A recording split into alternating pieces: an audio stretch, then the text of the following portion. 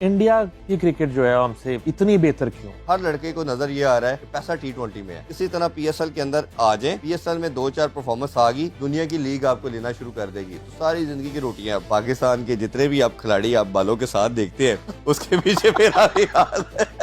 कि अगर आप चाहते तो आप जो है वो एक बड़ी क्रिकेट खेल सकते। मेरी वालदा का ख्वाब था कि मैं जज बनूं, और फिर जिस दिन मैंने एग्जाम देने थे सिविल जज के, उसी दिन उनकी डेथ होगी। पर फिर उसके बाद कह ले कि मेरी मोटिवेशन वो खत्म होगी। ये लड़के जो क्रिकेट खेलते हैं, 1000 में से एक लड़का होगा जिसकी क्वालिफिकेशन होगी, बाकी तो सारे के सारे तीसरी चौथी पांचवी तक मैक्सिमम जाते हैं, उसके बाद वो एक ही काम करते हैं। इमरान खान के दौर में तो क्रिकेट को बड़ा जो है वो अरूज पे चला जाना चाहिए। मेरी ख्वाहिश थी वैसे खान साहब का इंटरव्यू करने की, उनका नहीं किया। उनका नहीं इंटरव्यू किया। पहले उनके पास टाइम नहीं था, जब उनके पास टाइम था तो फिर वो हालात चेंज हो गए। फिर वदारे की तरफ से था कि आप इनका इंटरव्यू नहीं कर सकते। जो चेयरमैन PCB आता है उसको नॉलेज ही नहीं होता, क्योंकि उसका इस खेल से लेना देना कोई नहीं होता। फिर वो जो उनका फेवरेट होता है उसको फिर जिस तरह नवाजना शुरू करते हैं।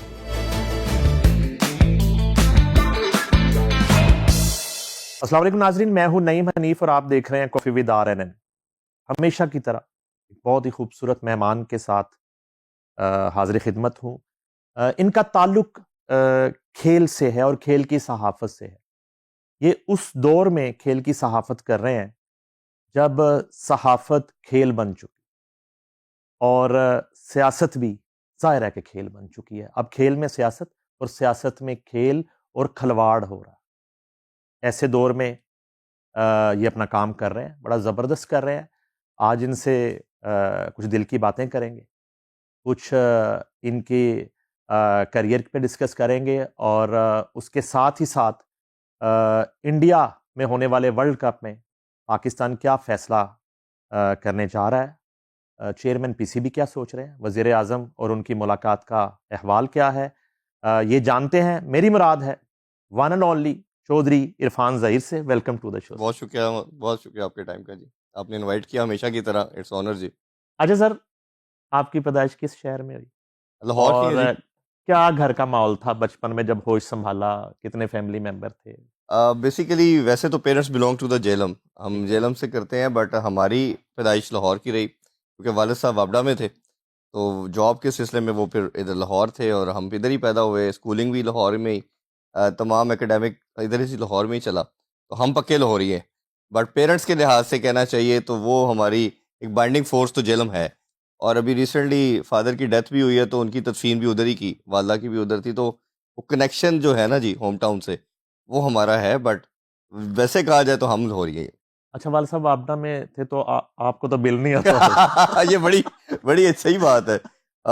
जब तक और उनकी आपकी लाइट भी नहीं जाती लाइट होगी। भी नहीं जाती थी, और मजे की बात थी कि वो विंडो AC का दौर था, अच्छा। और वो था, और सारे कोशिश होती थी कि हमारे घर में आ जाए, और बिल हार्डली, मुझे याद है बचपन में कभी 50 रुपए 60 रुपए आना, और इससे ऊपर गया ही नहीं, नहीं। कुछ यूनिट फ्री भी तो होते थे ना? हाँ, वो रिटायरमेंट के बाद फिर हाफ हो जाते हैं जी, वो हम्म। हाफ हो जाते थे, और इस तरह एक अच्छा मामला चले। स्टडी? स्टडी मैं ऑब्वियसली बाबड़ा स्कूल से ही मेरी मैट्रिक, फिर मैंने इंटर किया सिविल लाइन से, ग्रेजुएशन गवर्नमेंट कॉलेज से की, फिर मैं लॉ की साइड पे चला गया। वो यही था माइंड सेट के, ज़िंदगी में कुछ ऐसा करना है।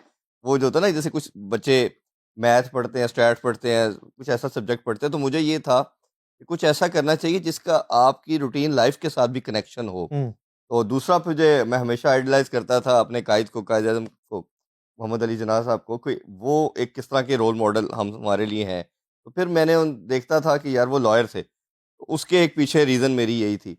फिर मेरी वालदा का ख्वाब था कि मैं जज बनूं, और फिर जिस दिन मैंने एग्ज़ाम देने थे सिविल जज के, उसी दिन उनकी डेथ होगी। ओह। बट फिर उसके बाद कह ले कि मेरी मोटिवेशन वो ख़त्म होगी। हम्म। फिर मैंने उसकी अटेम्प्ट भी छोड़ दी, उसकी जो एक एक आपको कहना कहना चाहिए ड्राइविंग फोर्स थी, वो ख़त्म होगी मेरे में। फिर मेरा पैशन जो था वो क्रिकेट था, और फिर मैं एक साथ आप जानते ही हैं एक कंपनी, उनके साथ भी ऑलमोस्ट 14-15 साल से एसोसिएटेड रहा, उनके साथ हूँ। बट मीनवाइल मुझे इत्तेफाक हुआ कि कुछ कोचिज़ ख़ास तौर पे ग्रांड फ्लावर और मिकी आर्थर से कोई दोस्ती होगी उसी काम के सिलसिले में, वो आप जानते हैं काम। तो ये उनसे हेयर क्लब की बात कर हेयर रहे क्लब की हैं? बात कर रहा हूँ जी मैं, हेयर बिल्कुल। तो क्लब, वो उस लिहाज से डॉक्टर नासिर डॉक्टर नासिर की हमारे बात कर रहा दोस्त। हूँ जी, जी, जी, जी। तो डॉक्टर साहब is always very kind to me, और उनके साथ एक बॉस वाला वो रिलेशन तो था ही, लेकिन एक बिल्कुल बड़े भाई वाला, एक मेंटोर वाला भी था। तो वो कुछ प्लेयर्स का इन लोगों का कनेक्शन बना कि वो मेरे पास उस तरह आते थे और वो ट्रांसप्लांट के लिए वो बात करने। उन्होंने मुझे एक एक होता है ना, कई दफ़ा आपको कोई आइडिया देता है, कुछ कॉन्सेप्ट देता है कि ये करना चाहिए, तो वो जब भी उनसे बात होनी तो क्रिकेट की बात करनी थी ऑब्वियसली हम लोगों ने। तो उन्होंने कहना, यार तेरे पास जो नॉलेज है ये तो प्लेयर्स के पास भी नहीं है, हुँ। और आप क्यों नहीं इस फील्ड में आते? अच्छा, एक इंटरेस्टिंग चीज़ ये थी कि मैं मिस कर गया, मैं 7-8 साल किसी टाइम पे मैंने टीवी एक्टिंग भी की हुई है। अच्छा। हाँ जी, मैं 2003-4 की बात है, मैं गवर्नमेंट कॉलेज में था तो बेस्ट परफॉर्मर हुआ मैं। तो सरमद सरमद खुसर जो हैं, वो चीफ गेस्ट थे। उन्होंने मुझे दिया इनाम, तो उन्होंने कहा कि आप मेरे साथ प्ले में काम करेंगे। उस टाइम आपको याद होगा शाशलिक उनका पहला प्लेयर था। हुँ, हुँ। तो मैंने उनकी कोई 2 के 3 एपिसोड की। फिर उनके साथ मैंने एक और ड्रामा, उन्होंने ब्यूटी पार्लर, जिसमें वो अहमद बट जो थे, शायद प्रॉब्ली मेरा ख़्याल है वो उनका पहला प्ले था। वो 1-2 एपिसोड की। फिर वो पेरेंट्स का प्रेशर बहुत था कि आपने इस साइड पे नहीं आना, और ये क्या काम कर रहे हो? जो आपको पता है हमारी टेंडेंसी होती है कि जी सारा फ़ोकस स्टडी पे रखें। हुँ। तो वो चलता रहा, वो 7-8 साल मैं थोड़ी बहुत टीवी एक्टिंग करता रहा। इसे कहना चाहिए ट्वाइस या थ्राइस इन अ मंथ कोई ना कोई एपिसोड मैं उसमें अपीयरेंस देता था। फिर सारा मीडिया आपको याद होगा 2010-11 में वो कराची शिफ्ट होना शुरू हो गया। मेरी भी तब एजुकेशन ख़त्म हुई। नहीं, पहले थोड़ा वापस आए ना, क्रिकेट खेली भी आपने? जी, मैं ये अपनी लॉ कॉलेज की टीम का कैप्टन भी था, सिविल लाइन की टीम में भी था, गवर्नमेंट कॉलेज की टीम में भी था, अच्छा। और पंजाब लॉ कॉलेज की टीम का मैं कैप्टन था। डोमेस्टिक वगैरह नहीं मैं खेल पाया, वही अगेन प्रेशर कि आप स्टडी पे फोकस करें जी, ये कोई काम कर रहे हैं, अगर नहीं आप टीम में सेलेक्ट होंगे तो फिर कैसे आप अपने रोजमर्रा यानी कि उनको ये लगता था कि अगर खेल में गया और क्रिकेट में गया तो पढ़ नहीं सकेंगे। हाँ, उनका पढ़ाई जो का और क्रिकेट का पाकिस्तान में कोई ताल्लुक नहीं? नहीं, या हो है कहीं सकता न है, कहीं? हो सकता है, हो सकता है। मेरा मेरा मानना ये है कि किया भी जा सकता, हो भी सकता है। बट उस टाइम शायद पेरेंट्स की जो सोच थी ना, हुँ। वो एक्स्ट्राऑर्डिनरी किस्म का प्रेशर था कि आप एक ही काम करें और वो स्टडी है। ये हमारा देखें ना, अभी भी आप सब देखें कि आप जब भी किसी बच्चे को किसी स्पोर्ट्स की बात करते हैं तो आप कहते हैं एक्स्ट्रा करिकुलम है। हुँ, आप उसको उसको एक एज ए प्रोफेशन तो लेते ही नहीं है। हुँ। ना आप आर्ट को लेते हैं, ना आप ये स्पोर्ट्स को लेते हैं। तो इधर हमारे जितने भी अनफॉर्चुनेटली मैं तो कहता हूँ ये लड़के जो क्रिकेट खेलते हैं, 1000 में से 1 लड़का होगा जिसकी क्वालिफ़िकेशन होगी। बाकी तो सारे के सारे हुँ। जो तीसरी, चौथी, 5वीं तक मैक्सिमम जाते हैं, उसके बाद वो एक ही काम करते हैं।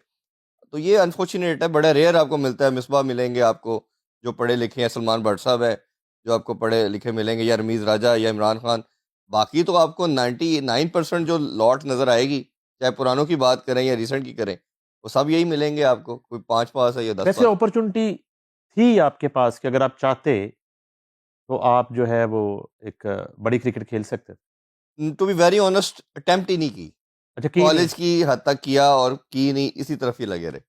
और जैसे ही वो ख़त्म हुई, जिसे कहना चाहिए एजुकेशन का टाइम ख़त्म हुआ, और राइट आफ्टर फिर वो जॉब में लग गए, प्रैक्टिस शुरू की। प्रैक्टिस चली नहीं, चलने से मुराद केस ही नहीं आता था। अच्छा, तो केस नहीं आना तो फिर था कि अपना गुज़र बसर कैसे करना है। लाइसेंस मिल गया था वकालत का लाइसेंस तो आपको? मेरे पास अभी भी है, हाई कोर्ट का लाइसेंस।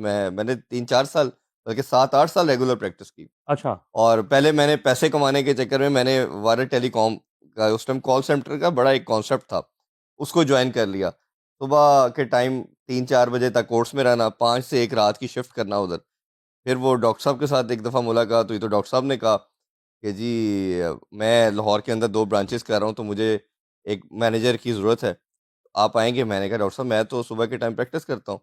तो डॉक्टर साहब ने कहा कि आप हमारे लीगल एडवाइज़र भी बन जाए। मैंने कहा ठीक है, दोनों का आप पे करते हैं तो डॉक्टर साहब मैं आपके पास आ जाता हूँ।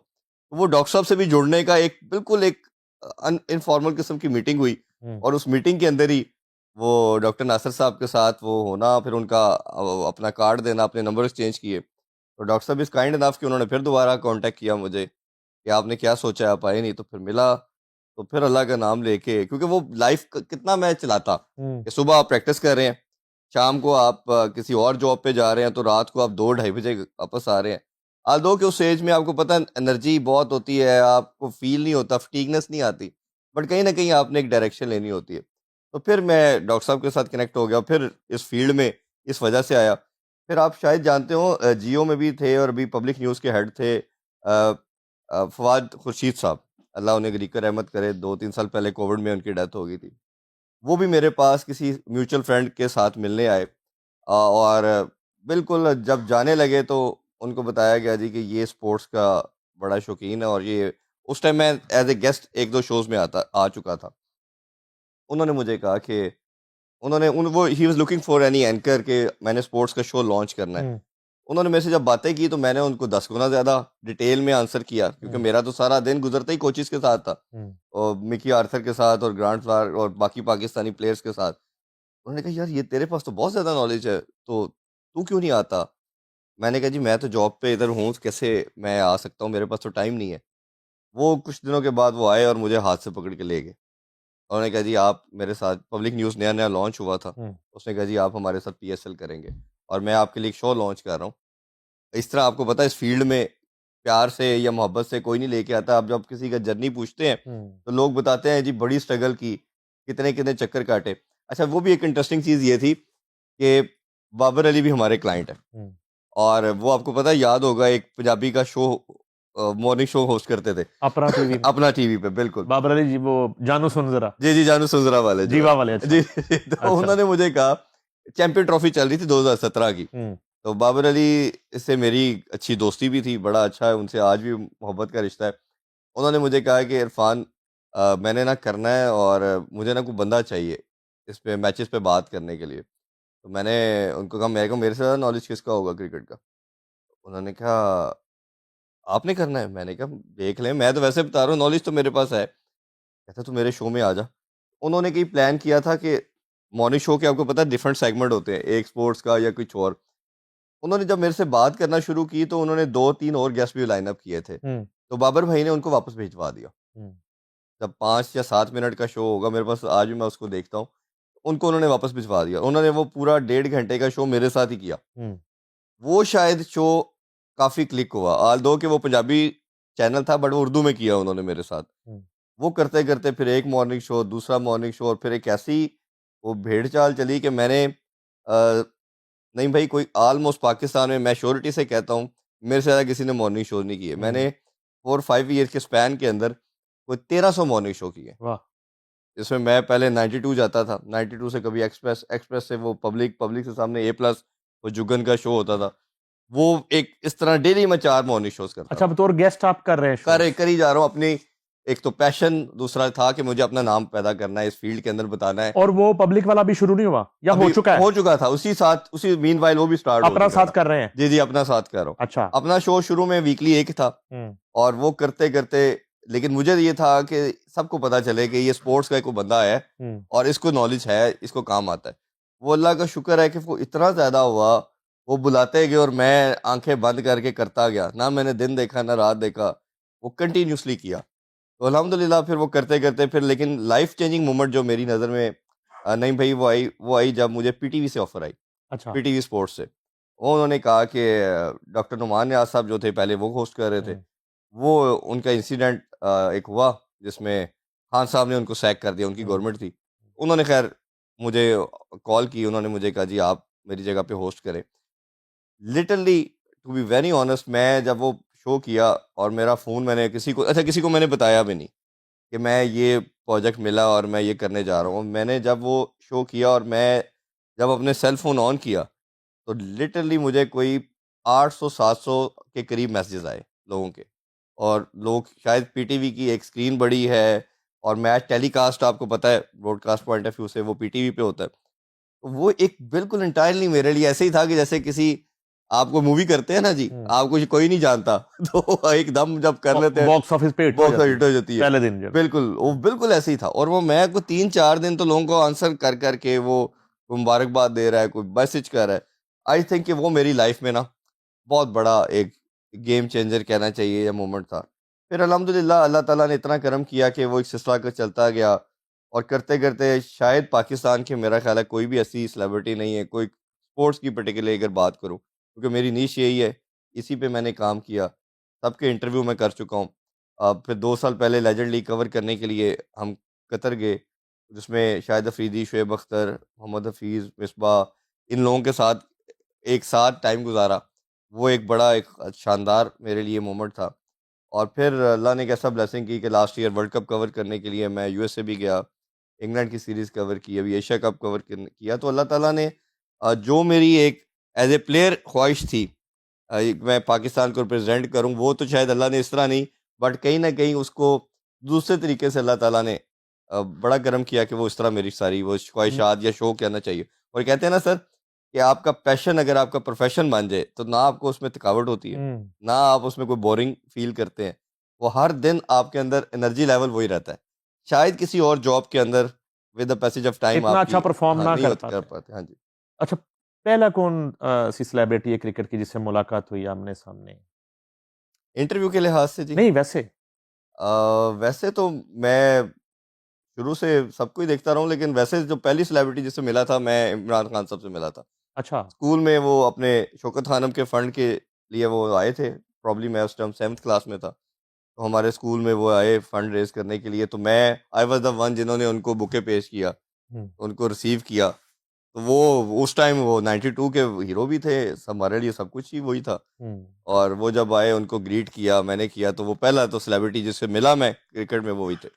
और ये मिकी आर्थर और ग्रांड फ्लावर से मुलाकात एंडी से कब हुई? एनडी से इस तरह हुआ कि मैंने कुछ प्लेयर्स ने ट्रांसप्लांट करवाया हमारे हम्म, से। बड़ी इंटरेस्टिंग, नाम नहीं मैं लेना चाहूँगा, वैसे तो लोगों ने बोर्ड शोर्ड हम्म। देखे हैं। तो उन्होंने उन्होंने में से एक किसी ने कहा कि आप ज़रा टाइम हो तो हमारे साथ चलें, ग्रांड फ्लावर मिलना चाह रहा है। तो उसने he is interested in the transplant, तो मैं उनके साथ चला गया। उनसे मुलाकात हुई तो उनको सारा पहले ब्रीफिंग दी, ये कैसे होता है, ये क्या-क्या इसकी रिक्वायरमेंट है, इसका कितना टाइम रिक्वायर्ड होता वो है, सारा याद है आपको? सब कुछ याद है। वो तो अच्छा। सारी बातें आई, बस पार्ट ऑफ इट। उसमें हम ट्रेनिंग भी करवाता हूँ मैं, हाँ। वो लाहौर का मैं डॉक्टर साहब के पास एज़ ए हेड भी काम कर रहा हूँ, तो वो उनका लीगल एडवाइज़र भी हो, तो वो आई अच्छा, नो ईच एंड एवरीथिंग। ठीक है। वो फिर उसको सारा ब्रीफ किया, फिर फाइनल यही तय हुआ कि डॉक्टर साहब के साथ सिटिंग करवानी है, फिर उनसे मिलवाया। और फिर करते-करते ये पाकिस्तान के जितने भी आप खिलाड़ी आप बालों के साथ देखते हैं, उसके पीछे मेरा भी हाल है। वो सारे एक-एक करके मैं डॉक्टर साहब के पास लेके गया, अच्छा, उनका ट्रांसप्लांट करवाया। तो जबरदस्त। ये एक मेरे अपने प्रोफ़ेशन के अलावा इनसे एक ये भी एक लेवल है जुड़ने का। जबरदस्त, वो आपको तो फिर भूल ही नहीं सकते। मुझे नहीं भूल सकते। जब वो कोई कोई मेरी बात नहीं मानता तो मैं उन्हें कहना, तू जो कुछ है ना मेरी वजह नाल है। तेरी लुक पीछे मेरा भी आता है। तेरा बाल-बाल मेरा मकरूज़ है। अच्छा, वो पीटीवी वाला जो सफर था, जी। वो कहाँ खत्म हुआ जाके, वो और अच्छा, क्यों, वो एक कहाँ ही रुका सीरीज़ वो? मैंने की, वो एक ही सीरीज़ मैंने की, पाकिस्तान और इंग्लैंड की सीरीज़ मैंने की। अब वो उसका डॉक्टर साहब का ये था कि जो डे का है ट्रांसमिशन, उसने वो रिस्टोर हो गए बेसिकली उसके बाद। तो उन्होंने कहा डे वाला जो है वो मैं करता हूँ, नाइट वाला आप करें। वो नाइट वाला जो था प्रॉब्ली वो कोई 2-3 बजे वेस्ट इंडीज़ की सीरीज़ थी, आई स्टिल रिमेंबर। तो फिर मैं क्योंकि पब्लिक न्यूज़ में मैं already as a hmm, anchor काम कर रहा था, मैं उनसे छुट्टी लेके गया था और इधर डॉक्टर साहब के पास भी हेयर क्लब में मैं काम कर रहा था। तो फिर मैंने कहा कि नहीं, ये तो मुझे समझ नहीं आ रही कि एक प्रोजेक्ट आधा आप करेंगे, आधा मैं करूँगा, तो ये तो शायद ठीक नहीं है। और मेरी ऑलरेडी 2 कमिटमेंट हैं लाहौर में, और शायद कहीं न कहीं रीज़न ये थी कि वालिद साहब के साथ मैं उनको नहीं छोड़ सकता था। हुँ। वो साथ थे और उनके साथ एक कई अपॉर्च्युनिटी लाइफ़ में दूसरी भी हैं। एक दफ़ा कराची से भी 1-2 मंथ पहले ऑफ़र आई मुझे, एक टीवी चैनल की तरफ से कि आप कराची आ सकते हैं, तो कराची आएँ और शो देखें। तो मैंने रिफ्यूज़ कर दिया। मैंने कहा जी मैं लाहौर नहीं छोड़ सकता। और पीटीवी की तरफ से मुझे लास्ट ईयर भी offer I as a GM भी और एज़ ए स्पोर्ट्स एंकर के तौर पे भी, कि आप आएँ और पीटीवी स्पोर्ट्स देखें। ऑल्दो कि as a professionally point of view से देखूँ, एज़ अ स्पोर्ट्स एंकर वो नंबर 1 चॉइस है। आप उस पे कभी कंप्रोमाइज़ नहीं कर सकते। बट कहीं न कहीं नहीं भई, मैं समझता हूँ कि अ, अब मैं आज के दिन ये रियलाइज़ करता हूँ, सोचता हूँ कि वो बिल्कुल ठीक डिसीज़न था।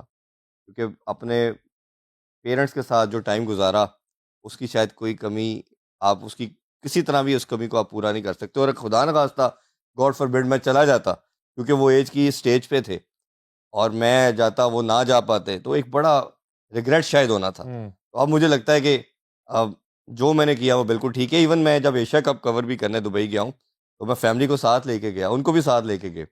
He was so happy. मेरी छोटी सिस्टर भी, वो मैरिड है, उधर ही होती है, तो वो एक बड़ा अच्छा एक बॉन्ड रहा। तो इस लिहाज से लाइफ़ में नो रिग्रेट्स जी। अच्छा, वो वकालत आपने फिर वो हाँ, फिर सब छोड़ी या रोक दी, क्या आप कैसे रोक दी? एंकरिंग शुरू कर दी? जब एंकरिंग में आया ना मैं, एंकरिंग से सैटिस्फाई थे? अल्हम्दुलिल्लाह, एंकरिंग तक मैं वालिद साहब की करता। बात कर रहा हूँ। जी, फैमिली एंकरिंग से सैटिस्फाई हो उससे गई? सैटिस्फाइड थे, एक्टिंग से नहीं थी? एक्टिंग से नहीं थे। उन्होंने कहा यार ठीक है। ये ठीक है, उसमें था उनको, उस पे वो शायद वो इधर थोड़ा, मुझे नहीं पता क्या रीज़न थी, बट जब मैंने उनको कहा कि मुझे इस तरह ऑफ़र आई है और मैंने एंकरिंग की तरफ जाना है, तो मैंने बताया I was so very much excited. उससे पहले मैं एज ए गेस्ट तो कई दफ़ा जा चुका था, तो उसमें भी बहुत खुश थे। मैं अक्सर कहता था, मैं कि अब्बू मुझे, मेरे बहन भाई भी मजाक करते थे अब्बू से कि आप इसका ना एक ही फैन है जो इसका कोई शो मिस नहीं करता, वो आप है। क्योंकि मेरी आदत थी कि डेली बताना इतने बजे मेरा हाँ। रेगुलर शो आ रहा है जो मैं टीवी पे करता हूँ, या उसके अलावा गेस्ट भी, तो उन्होंने एक एक शो मेरा देखना, और कभी किसी वजह से मिस हो गया तो फिर मैंने उनको बाद में यूट्यूब पे लगा के देखना। तो जब इस फील्ड पे आया तो he was so much happy. Hmm, तो शुरू में एक बड़ी इंटरेस्टिंग चीज़ थी कि जब मैंने नया नया ये शुरू किया, तो मुझे ना कुछ बताते थे, तो मैंने एक दो दफ़ा गलती की। मैंने उनको, उन्होंने कहा जी ऐसे हुआ, ऐसे होना चाहिए था, तो मैंने कहा नहीं अब्बू ऐसे नहीं, ऐसे है। मुझे सडनली रियलाइज हुआ कि मैं ये गलत कर रहा हूँ। इनको जो ये कह रहे हैं ये तो अपने पॉइंट पे ठीक कह रहे एज ए हैं, वीवर देख रहे हैं ना वेयर वो तो। देख रहे हैं, और नहीं वैसे भी बाप है। हम्म, तो ये किसी चीज़ से मेरी किसी भी तरह से ऑफेंड ना हो जाए ना, वो बता रहे हैं, उनकी तो एक्साइटमेंट का लेवल और तरह का है। वो कहते हैं ना, आपकी खुशी में आपसे ज़्यादा सिर्फ अगर कोई दुनिया में खुश हो सकता है तो वो आपका बाप है, हम्म, और कोई नहीं हो सकता। तो वो मैंने उसी टाइम रियलाइज़ किया, तो फिर उसके बाद उन्होंने जब कभी फीडबैक देना, चीज़ें बताना, ये बड़ा अच्छा है। मुझे याद है जब मैंने पहला सबसे इंटरव्यू किया, वो आकिब जावेद का किया। अच्छा, पहला इंटरव्यू। पहला आकिब जावेद का किया, और उसी मीनवाइल मैंने एंडी फ्लावर का कर चुका था, तो लेकिन वो ऑन एयर ज़रा लेट हुआ। लेकिन आकिब जावेद का पहला वो जो इंटरव्यू किया उनका किया, तो जब वो उनके साथ बैठ के देखा तो उनकी आँखों में मैंने आंसू देखे, हम्म, खुशी से। तो हमेशा मुझे एक चीज़ कहते थे कि हम अपनी ज़िंदगी में यही देखते आए हैं कि ज़िंदगी में जब भी कुछ मिलता है, हम्म, मेरी भी एज इतनी हो गई है, उसके पीछे कोई ना कोई रेफ़रेंस होता है। तुम्हारी लाइफ़ के अंदर कभी किसी चीज़ का, किसी का कोई रेफ़रेंस नहीं था। हम्म, तो तुमने जो भी लाइफ़ में किया अपनी मर्ज़ी से किया, अपनी मर्ज़ी से चलते हो। तो मैं उस लिहाज से वो बहुत कंटेंटेड थे। तो अल्हम्दुलिल्लाह, अल्हम्दुलिल्लाह मुझे भी इस चीज़ का बड़ा था कि वालिद साहब ने या वालिदा ने भी जो हमारी ब्रॉट अप में चीज़ें की, और जो भी होता है इंसान शायद अपने तौर पे बड़ा कुछ कर रहा होता है, पर मेरा मानना ये है कि जितना भी आप लाइफ़ में आप कुछ पाते हैं, वो अल्लाह की वो करम नवाज़ी के बाद आपके पेरेंट्स की दुआएँ हैं। और शायद ये जनरेशन उससे काफ़ी दूर जा रही। शादी वाला जो मरहला था जी। वो किस तरह का था? अरेंज मैरिज थी, लव मैरिज थी? अ, वाला साहब ने कहा कि अब शादी कर लें? आप मिक्स कह सकते हैं जी। अच्छा। वो पसंद तो समहाउ थी, बिल्कुल थी, और फिर वो फैमिली को भी पता था समहाउ, उनसे बात की, उन्होंने बताया, उन्होंने कहा जी बिल्कुल ठीक है। उनको शायद मेरा पता था, "ए पुट्ठा जाएगा जो कह रहे हैं वो कर दो।" तो ख़ैर अल्हम्दुलिल्लाह, अल्हम्दुलिल्लाह उनको कभी किसी तरह नहीं है, और ख़ास तौर पे आफ्टर दैट जिस तरह पेरेंट्स का उसने ख़्याल भी रखा, तो मेरा ख़्याल है they were more than happy for anything. अल्हम्दुलिल्लाह वो बड़ा अच्छा रहा। एंकर सिर्फ कैमरों के सामने बने रहते हैं या घर जाके भी कार स्पाइन सारे एक जैसे ने, वो मैं भी ऐसे ही हूँ, आप भी ऐसे होंगे। कोई फर्क नहीं? कोई फ़र्क नहीं जी। गल्लां ही बनियां? डेली लिस्ट आनी है, वो जो है वो आपकी भी आती होगी, मुझे तो ख़ैर आती है। नहीं, नहीं, वो तो ज़ाहिर हाँ, बात वो है। तो वो उसी तरह ही है जी। वो वो तो घर आती वालों है। के लिए तो कोई चक्कर ही नहीं है, वो तो हाँ, ग्रांटेड, वो उस कहते वक़्त तो घर फिर क्लॉक शुरू हो जाता है ना कि लिस्ट में कुछ स्टोर मिस ना हो जाए। ऐसे ही है जी, ऐसे ही है। और मैं कहता हूँ ये जो काम है ना, ये सबसे औखा है। कभी ऐसा हो कि ये काम किसी तरह ना जान छूट जाए कि यार ऐसे ये चीज़ां भी लेके जानियां ने। ये बड़ा मुश्किल मुश्किल ड्यूटी है। ये जो दौर है, जब आपने आकिब जावेद और ग्रांड फ्लोर का इंटरव्यू कर लिया, जी, तो क्या ख्वाहिश थी कि अब किस-किस का इंटरव्यू करना है? कोई उस वक़्त आप वैसे तो आपने सैकड़ों कर लिए होंगे, जी, अल्हम्दुलिल्लाह। लेकिन उस वक़्त जो है ना ख्वाहिश क्या, फिर जब फीडबैक आना शुरू हुआ तो सामने फलाँ बंदा बैठा होना चाहिए? अच्छा, बड़ी इंटरेस्टिंग, ये बड़ा अच्छा क्वेश्चन है। मैंने जब करने शुरू किए थे एक के बाद दूसरा अल्लाह की तरफ से बनते गए, जिससे रिक्वेस्ट करता गया। हुँ, अच्छा, इंटरेस्टिंग चीज़ ये आप तो बहुत बेहतर जानते हैं, चैनल पैसे नहीं देते इंटरव्यू के लिए, हुँ, और खिलाड़ी जो हैं ये सबसे मुश्किल कमोडिटी है इस फील्ड के अंदर जो पैसों के बगैर आ जाए। आते नहीं हैं। शोबिज़ वाले फिर आ जाते हैं, हुँ, खिलाड़ी नहीं आते। तो कुछ के तो मेरा लिंक दूसरा था वो तो हाँ, हाँ। आगे दूसरे जो थे उसमें मेरी सबसे बड़ी ख्वाहिश थी, वो थी शुएब अख्तर की। अच्छा, शुएब अख्तर की मेरी ख्वाहिश थी, तो मैंने शुएब शुएब भाई को फ़ोन किया, मुश्किल ख्वाहिश। मुश्किल ख्वाहिश पूरी करने के मैंने इनको फ़ोन किया, नंबर लिया, मैंने इनको फ़ोन किया, मैंने कहा जी आपका इंटरव्यू करना है मैंने। कौन है? मैंने कहा जी मैं इरफ़ान हूँ पब्लिक न्यूज़ से। अच्छा फिर? अच्छा वो शुरू हुए 10 लाख से। उन्होंने माँगा जी मैं एक इंटरव्यू का ना 10 लाख चार्ज करता हूँ। शुएब भाई हमारे पास तो नहीं है। मैंने अच्छा मैं आस्ता-आस्ता बात करते हुए मैं कहा जी आप स्काइप पे आ जाएँ। अच्छा अब बीपर पे आ जाएँ। मैं अपने तरले डाल रहा हूँ, वो अपना रेट नीचे ला रहे हैं 8.5 5 लाख करते, करते, करते यार तू मुझे बड़ा पैशनेट लग रहा है, 2.5 लाख दे दी। अब मुझे चैनल दे तो मैं दूं ना। मैंने कहा जी भाई पैसा कोई नहीं है। तो मैंने उनको उनके दोस्तों के नाम लेने शुरू कर दिए। सकलैन का कर लिया जी, फलाने का कर दिया, याकूब भाई का कर दिया, फलाने का XYZ बासत अली का कर दिया। ਉਹ ਟ੍ਰੇਨਿੰਗ ਤੁਹਾਡੀ ਹੇਅਰ ਕਲੱਬ ਦੀ ਸੀ, हाँ ਤੁਸੀਂ जी, ਰੁਕੇ नहीं। रुके नहीं मैं। अच्छा मैं लगा रहा हूँ, वो भी आगे से ना रिफ्यूज करते गए मुझे। बात वो भी करते रहे, हालांकि नॉर्मली वो बात नहीं करते फोन पे, लेकिन उन्होंने मेरे साथ ना को 5 मिनट लगाए। स्टूडियो में आ जाएं, DSNG पे आ आ जाएं, जाए, जूम पे आ Zoom पे जाएं, आ जाए, अब नीचे आ रहे मैं हैं, बीपर पे आ गया, बीपर पे आ जाएं, आखिरी बीपर पे आ गया मैं। और बाद 2.5 लाख तक पहुंचे हैं। हाँ, और अगर ख्याल में ही आ जाए वो ख्याल नहीं है। अच्छा अल्लाह की कर दी, वो पता नहीं किस अल्लाह ताला ने देखा किस दिल से ये बात कर रहा है। हाँ, एग्जैक्टली मुझे 1 वीक के बाद डॉक्टर साहब की कॉल आ गई, डॉक्टर नुमान न्याज की। उनका भी मैंने इंटरव्यू किया, तो उन्होंने कहा जी कि आप PTV आ जाए और शो करें। और एग्जैक्ट वीक के बाद मैं और शोएब भाई इकट्ठे ट्रांसमिशन कर रहे थे। एक वाकया सुना दूं मैं जी जी आगे बढ़ने से जी पहले। जी जी मुझे जो है ना वो कहा गया, अलीम खान साहब ने कहा कि समा टीवी के लिए ना शो हम बना रहे सुपर ओवर, जो अहमद भट्ट ने बाद में किया। अच्छा अच्छा अच्छा कहते जी। यार किसी स्पोर्ट्स सेलिब्रिटी के साथ ना, वसीम अकरम तो उधर जियो पे कर रहे हम्म, थे, तो मैंने कहते शोएब अख्तर के साथ कर। अब सेठ एक ख्वाहिश का इजहार कर जी रहा है, तो हमारा तो सबसे पहले हेड ब्यूरो हेड का यही होता ना कि उसकी एक्सेस है जी लोगों तक ना। अब मैं नंबर लेके ना वो अपने मैसेज डाल रहा हूँ, कोई चक्कर। ऑस्ट्रेलिया थे ये, हाँ उनका वो नी का वो नीज के चल ऑपरेशन। सर्जरी चल रही थी। अच्छा खैर मैं वो लिफ्ट ही नहीं करा रहे शोएब अख्तर साहब उनका। उसके बाद मैंने ना, मुझे ज़हन में आया कि मैंने एक शादी में मिले थे ये, अच्छा इस्लामाबाद मोहसिन बेग साहब की बेटी की। हाँ तो मैंने कहा शादी पे तो कोई एवे नहीं आ जाता, ताल्लुक होगा। मैंने जी बेग साहब को फ़ोन किया, मैं कहा शोएब अख्तर, उन्होंने कहा फ़ोन बंद करें।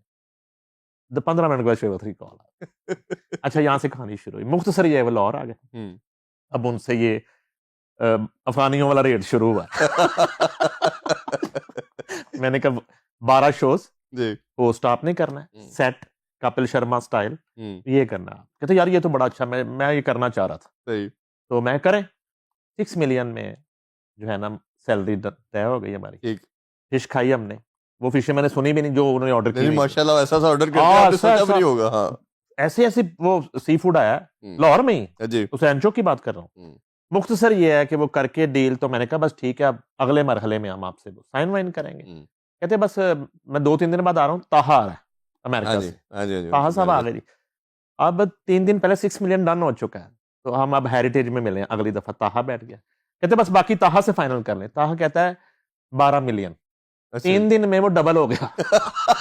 उसके बाद रही सही कसर शोएब साहब ने ये निकाली, मुझे कहते हैं कि यार चलो ये तो तुम पैसों की तो बात कर लेना, 3000 लीटर पेट्रोल जो है ना 3000 लीटर पेट्रोल। मैंने खान साहब से कहा, मैं कहा जी पैसों की तो साइड पे कर दे, 3000 लीटर पेट्रोल। कहते वो लिबर्टी वाला शेल का पंप है ना, तब शेल का होता था। हाँ जी कहते वो हम उसके नाम कर दे।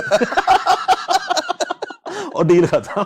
उसके बाद अहमद भट्ट जो है ना, जी अच्छा ये हम जहाँ बैठे हैं HUFC के लॉन्च पे जरूर वो आए थे। अच्छा अब वो आ गए थे। अब अदरवाइज जो है ना वो कंटेंट तो फिर शोएब अख्तर नहीं के नहीं अंदर जो उसमें है और वसीम अकरम के अंदर जी जो जी जी जी कंटेंट है, तो फिर आपने कर लिया, बाज आप नहीं आए, नहीं मैंने चले नहीं। उनके साथ किया, फिर अल्लाह ने फिर ऐसा शौक पूरा किया, मैं सुनो चला गया। हाँ सुनो ने मुझे फिर ऑफर की 2 साल बाद as a head of department भी, हेड ऑफ स्पोर्ट्स भी, और एज ए एंकर भी। तो अल्हम्दुलिल्लाह वो पूरा मैंने स्पोर्ट्स का डिपार्टमेंट उनके साथ किया। तो शोएब अख्तर उधर ब्रांड एम्बेसडर भी आ गए ब्लू वर्ल्ड सिटी के।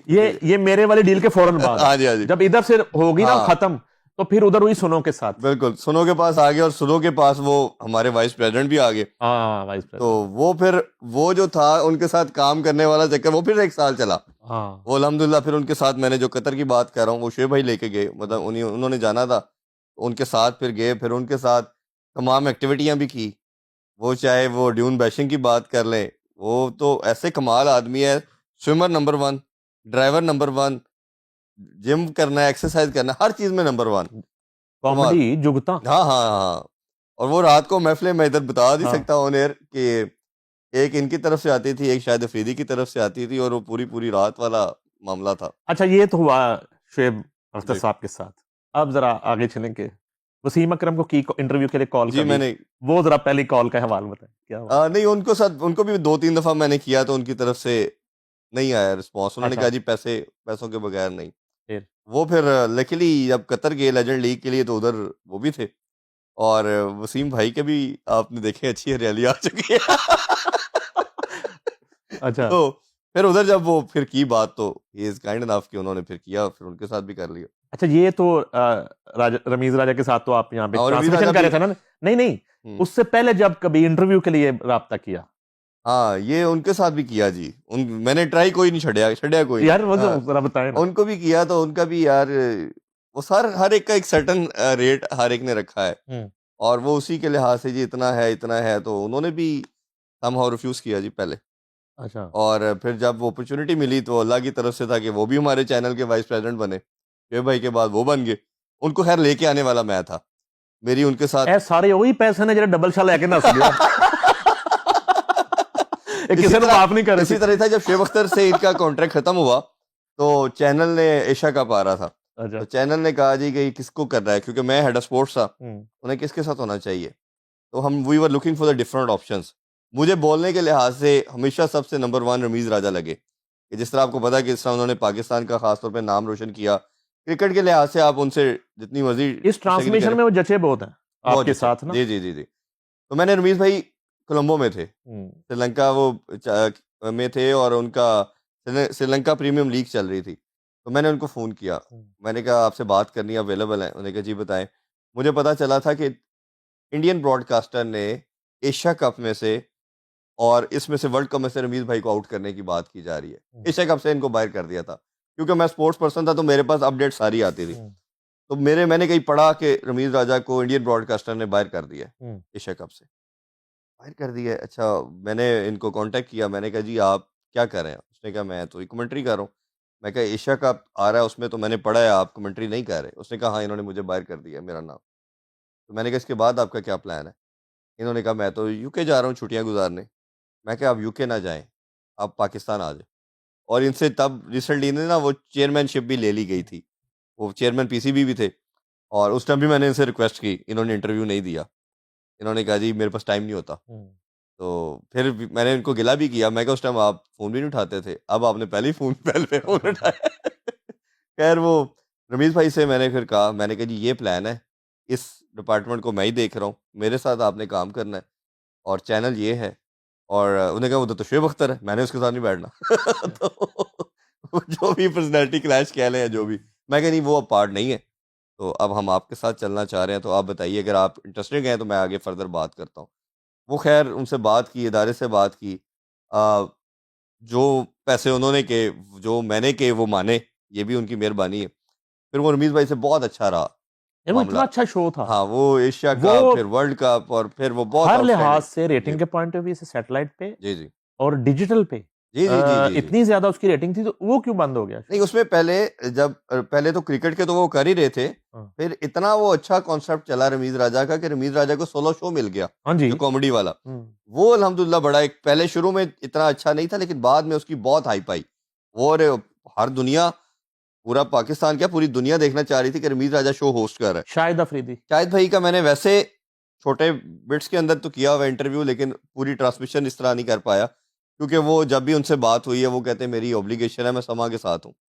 तो उस रीज़न से वैसे मैंने उनके 3-4 दफ़ा, जिसे कहना चाहिए मैच से पहले जो बाइट्स वगैरह करते, सोलो कंप्लीट इस तरह नहीं इंटरव्यू काबू नहीं किया, आए ना। इस तरह नहीं किया, लेकिन मैंने उनके वैसे मैचेस से पहले जो आपके 3-3 4-4 मिनट के जो आप कह रहे हैं बाइट्स वो लिए, वो इंटरव्यू इस तरह किया बकार हुआ है। यूनुस, वक़ार यूनुस का भी कर चुका हूँ जी। पैसे मांगे बकार साहब। वो उसकी रीज़न मैंने बता तो दी है, जिनको इधर नहीं मानना होता उसकी दूसरी रीज़न है। अच्छा, अच्छा, हाँ, अच्छा। तो कौन जो है ना आपसे जीत गया, नहीं माने? कौन नहीं माना? शायद अफरीदी कह सकते हैं कि था नहीं, वो कि तो आ गया ना प्रॉब्लम एक। हाँ, वो उसके वो अब चैनल्स में ये बड़ी बदकिस्मती है कि वो जो है दूसरी जगह नहीं जा सकते और ऐसे नहीं हो सकते, एक्सक्लूसिविटी और बस वो हाँ जी, हाँ जी, हालांकि वो वो तो मसाइल है। सेलिब्रिटी है, वो सेलिब्रिटी फिर। हुँ। अच्छा, फॉरेनर प्लेयर्स जो हैं बड़े नाम, कौन कौन से हैं जो इंटरव्यू? अब बड़ों में भी ऑलमोस्ट सबके ही कर चुका हूँ, जितने एक्शन, लेकिन मेरी ख्वाहिश थी वैसे खान साहब का इंटरव्यू करने की, हाँ सर, इमरान खान साहब का, उनका नहीं किया? उनका नहीं इंटरव्यू किया। अच्छा। जब वो पहले उनके पास टाइम नहीं था, हम्म, जब उनके पास टाइम था तो फिर वो हालात चेंज हो गए, फिर उन पे पाबंदी आ गई। जब मेरी उनसे मुलाकात हुई और मैंने रिक्वेस्ट की, हम्म। तो फिर वो इदारे की तरफ से था कि आप इनका इंटरव्यू नहीं कर सकते। नहीं तो वो अब कर लें इंटरव्यू, अड़याला मुलाकात कर लें। हाँ, मुलाकात जेल वैसे के नहीं हो अंदर रही, मेरी इंटरव्यू, कैसे हो रही है? हैं जी? जेल के नहीं, आपकी तो हो जाएगी। मेरी कैसे हो सकती? यार आपने उनको बुके दिया बचपन में। बिल्कुल। आपको कैसे भूल सकते हैं? नहीं, मुझे जानते हैं वो, मतलब स्पोर्ट्स के लिहाज से भी वो मुझे जानते हैं। मेरी मुलाकात जब हुई थी उनसे, ही नोज़ मी, वो जानते हैं। और मेरी जो उनसे मिलने के बाद डिस्कशन भी थी, वो स्पोर्ट्स के हवाले से मैंने उनका इंटरव्यू करना था। क्योंकि मेरा I have no concern with the politics. तो पॉलिटिक्स पे तो मैंने बात नहीं करनी थी। इमरान खान उस के दौर में तो क्रिकेट को बड़ा जो है वो अरूज पे चला जाना चाहिए था। ये एक बड़ा वैलिड पॉइंट है। ये इसका गिला मैंने भी उनसे किया। जब मेरी उनसे मुलाकात हुई, मैंने गिला किया। क्योंकि पाकिस्तान की जो पॉपुलेशन देखें आप, 25-26 करोड़ की आबादी है, और इसको 90% प्लेयर को जो आपके लुक आफ्टर करते हैं वो डिपार्टमेंट्स करते हैं। हुँ। तो खान साहब का जो एक सोच थी, जो एक उनका माइंडसेट था कि जी मैंने इसको ऑस्ट्रेलिया बनाना है, इंग्लैंड बनाना है, न्यूजीलैंड बनाना है। अब ये देखिए कि तमाम ना वेलफेयर स्टेट्स हैं। हुँ। तो वेलफेयर स्टेट के अंदर एक बच्चा जब खेल रहा है, वो अगर नहीं भी जॉब हासिल कर पाता तो वो लुक आफ्टर करती है। इधर तो जो लड़का खेल रहा है पहले ही हम्बल बैकग्राउंड से है, उस बेचारे ने एजुकेशन तो पहले ही छोड़ दी। अगर किसी रीज़न से वो पाकिस्तान नहीं सिलेक्ट होता, उसने कैसे अपने घर वालों का किचन चलाना है? अपनी फैमिली है, माँ-बाप हैं, इधर अकेला तो है ही नहीं है ना। माँ-बाप है, बहन-भाई हैं, बीवी-बच्चे हैं। एक सिंगल इंडिविजुअल जो है, किसी भी लेवल पे देख लें, वो 7-8 लोगों को लेके चल रहा होता है। तो जब डिपार्टमेंट थे, डिपार्टमेंट लुक आफ्टर कर रहे थे, तो आपने जब सडनली डिपार्टमेंट को बंद कर दिया, तो 8-900 लड़का जॉबलेस हुआ। 8-900 लड़का जॉबलेस होने का मतलब ये समझ लें कि पूरे माशरे के अंदर एक क्योस आ गया, हुँ। और आपका जो टैलेंट पूल था, वो ख़त्म हो गया। अब जो आप कहते हैं ना टैलेंट नहीं है, तो पहले अच्छा, अब मैंने फिर जब खान साहब से मिला, तो मैंने पहला क्वेश्चन उनसे यही किया, हुँ। आपने डिपार्टमेंट क्यों बंद किए? मैं कहा इससे तो पाकिस्तान क्रिकेट को बहुत ज़्यादा नुकसान हुआ है। उनके 2 आंसर थे, एक तो उनका ये था कि जो मैंने लोग आगे रखे थे, उन्होंने सही तरह इसको इम्प्लीमेंट नहीं किया। दूसरा उनका कहना ये था, बुज़दार टाइप से लोग सारे? नहीं वो उनका रमीज़ राजा एहसान मानी के ऊपर गिला था। अच्छा, उन पे गिला था। उन पे गिला था कि जो मैंने क्रिकेटिंग अफेयर में लोग अपॉइंट किए थे, हुँ। उनको सही तरीके से इसको इम्प्लीमेंट करना पड़ा। मेरे पास तो टाइम नहीं था इसको इम्प्लीमेंट करता इस हुँ। मॉडल को। दूसरा उनका ये था कि जब किसी बंदे को जॉब मिल जाती है, उसके अंदर अर्ज खत्म हो जाती है आगे बढ़ने की। वो कहते, उनका मानना ये था कि 200-250 लड़कों का पूल हो, और वो सिर्फ पीसीबी के एम्बेड के अंदर आए। पीसीबी उनको लुक आफ्टर करे, पीसीबी उनको पैसे दे, उसके कॉन्ट्रैक्ट में हो। डिपार्टमेंट का, वापडा का सुई गैस से मैच हो रहा है, एचबीएल का यूबीएल से हो रहा है, किसी का कोई इंटरेस्ट नहीं है। लाहौर कराची खेलेगा, ठीक है, इस्लामाबाद पिंडी खेलेगा, तो सारे उस सिटीज़ वाइज़ या सूबे का इंटरेस्ट आएगा। उनकी सोच ये थी। दूसरा उनका पॉइंट ऑफ व्यू था, ये था कि जब आप किसी ना किसी तरह लड़के को जॉब मिल जाती है, तो वो उसकी कंटेनमेंट हो जाती है। वो आगे स्ट्रगल करना छोड़ देता है। वो आगे कहेगा यार मुझे 70-80 हज़ार या लाख रुपए की जॉब मिल गई है, मैं पाकिस्तान ना भी खेलूँ ठीक है। मेरा इस पे इख्तिलाफ था उनसे। मैंने कहा खान साहब, पॉइंट ये है कि आप वसीम अकरम, वक़ार यूनुस, इंज़माम, ये सब डिपार्टमेंट के साथ होते हुए आए हैं। जिसने आगे जाना है उसके लिए कोई बैरियर नहीं है। जिसकी मंज़िल पाकिस्तान है ना, हुँ। उसके लिए डिपार्टमेंट ये सारे मराइल कुछ नहीं है। और इसी सिस्टम में रहते हुए आपने वर्ल्ड कप जीता है। हुँ। अब तो आप कुछ कर ही नहीं पा रहे। दूसरा मेरा पॉइंट ये था कि अगर आपका ये सिस्टम ठीक था कि आप ये रीजनल सिस्टम लेके आ रहे हैं और डिपार्टमेंट को बंद कर रहे हैं, एकदम बंद ना करते। आप पहले ऊपर वो बना छोड़ते, डिपार्टमेंट को आप सेकंड ईयर बना देते कि जो डिपार्टमेंट में टॉप करेंगे लड़के, 100-150 लड़के, वो जाएँगे जी उसमें।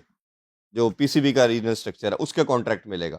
ऑटोमैटिकली एक आपको स्टेप मिल जाने थे। पहले आपका क्लब सिस्टम आ गया, फिर रीजनल आ गया, फिर आपका डिपार्टमेंट आ गया, और फिर आपका पीसीबी का एम्बिट आ गया। तो ये आप अगर स्टेप बनाते तो बहुत बेहतर था। फिर उनका अगेन वही आंसर था कि ऐसे नहीं होता, ये ऐसे ही होना था, कई दफ़ा चीज़ें इम्प्लीमेंट करनी पड़ती हैं। बट ये जो लोग मैंने अपॉइंट किए थे, ये इनकी नाअहली है कि ये इसको प्रॉपर तरीके से इम्प्लीमेंट नहीं कर पाए। बट अगेन ये तो अब दोनों साइड, कभी वो बैठे या वो बैठे, बट उसका नुकसान बहुत हुआ, जो आपका क्वेश्चन था। उसका नुकसान आज भी हम देख रहे हैं कि काफ़ी लड़के जॉबलेस हुए। मैं खुद बहुत लड़कों को जानता हूँ कि जो बड़े शानदार प्लेयर थे, और अब ये देखें कि वो बेचारे अपना घर का गुज़र-बसर नहीं कर पा रहे। कोई कैब चला रहा है, कोई रेहड़ी लगा रहा है, कोई बर्गर लगा रहा है। अच्छा, क्रिकेट पे तो नुकसान हुआ, हॉकी पे उससे भी डबल हुआ। हुँ। क्योंकि हॉकी के जो बच्चे हैं, उनको तो आपकी पहले ही फेडरेशन मरी पड़ी थी। वो तो डेली अभी नहीं दे पा रही। तो उन लड़कों का किचन या उनके मामलात, हर डिपार्टमेंट, वापडा, सोई गैस आगे पीछे जब खेल रहे थे आर्मी वगैरह में, वो चल रहा था। तो किचन की एटलीस्ट टेंशन से बाहर आ गए थे। इधर जितने देखे ना लोग हैं, अगर किसी के माइंड के अंदर ये टेंशन है कि मेरा किचन कैसे चलेगा, तो प्रोडक्टिविटी कैसे देगा? तो आपने सबसे पहले इस फ़ियर एलिमेंट से तो बाहर निकालना है ना उस बच्चे को। तो ये एक इख्तिलाफ़ मेरा था, उनसे मैंने गिला भी किया और आज भी है कि डिपार्टमेंट बंद नहीं होने चाहिए। अगर करने भी थे, तो उसके डिफरेंट स्टेप्स बना के फिर करना चाहिए था। वसीम, वकार यूनुस, शोएब अख्तर, शाहिद अफरीदी तक तो क्रिज्मा क्रिकेटर्स का हुआ करता था। आज बाबर आजम, एक दो और जी। लोग, उस तरह की इनकी मकबूलियत क्यों नहीं है? इसके 2-3 फैक्टर हैं। एक तो नईम भाई सबसे बड़ा फैक्टर है कि जब ये लोग थे वसीम वकार, इनके मेंटोर बड़े अच्छे थे। इनके बड़े बहुत बड़े नाम थे। इमरान खान, मोहसिन कमाल, ठीक है, दस्तर नज़र, वो बेहतर लॉट थी। उससे ऊपर चले जाए तो हनीफ मोहम्मद वगैरह। तो वो जो जनरेशन में ट्रांसफ़र होना वाला मामला था ना, एक जनरेशन दूसरी जनरेशन को सिखा रही है, वो चलता चला जा रहा था। एक एजुकेशन की बात तो हम ऑलरेडी कर चुके हैं। दूसरा यही, जब ये लड़के जब आए, हुँ। ये आते सारे हम्बल बैकग्राउंड से। उस टाइम तक 2007, 8, 10 तक 10 तक सोसाइटी उस तरह इवॉल्व नहीं हुई थी। अब जो आप देख रहे हैं सोसाइटी खास तौर पे 10-15 साल के अंदर वो एक्स्ट्रा ऑर्डिनरी इवॉल्व हो चुकी है। हुँ। यानी कि जितनी इनोवेशन इस 10-15 साल में आई है, वो पिछले 100 ईयर में भी नहीं आई। आप इंटरनेट की बात कर लें, आप इसकी बात कर लें, सोशल मीडिया की बात कर लें, मीडिया कितना इवॉल्व हो गया है। बाकी चीज़ों में भी आप अगर करते चले जाएँ तो बहुत ज़्यादा।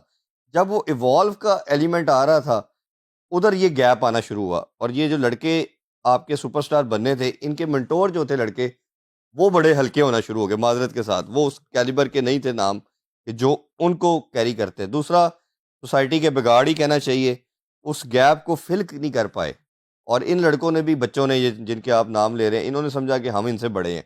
उन्होंने, वो कहते हैं ना, बाअदब बामुराद, वो वाला भी मामला नहीं रहा। तो ये अब जो लड़के अब जितने भी हम देखते हैं, ये अपने सीनियर को समहाउ उस तरह रिस्पेक्ट नहीं करते जिस तरह पुराने करते थे। कुछ को हमने देखा है, अभी भी वो अपने एक्स कप्तान को देखेंगे तो कप्तान कह के बुलाते हैं, स्किपर स्किपर कह के बुलाएँगे। तो ये अब शायद उस तरह की वैल्यू नहीं करते। इ इंडिया की क्रिकेट जो है हमसे इतनी बेहतर क्यों है? अब तो बहुत ज़्यादा फ़र्क आ गया। अब तो ख़ास तौर पे हमारे जो आमने-सामने मैचेज़ होते हैं उसमें तो हम भूल ही गए हैं कि कभी हम हाँ जी। उसे हराएँगे।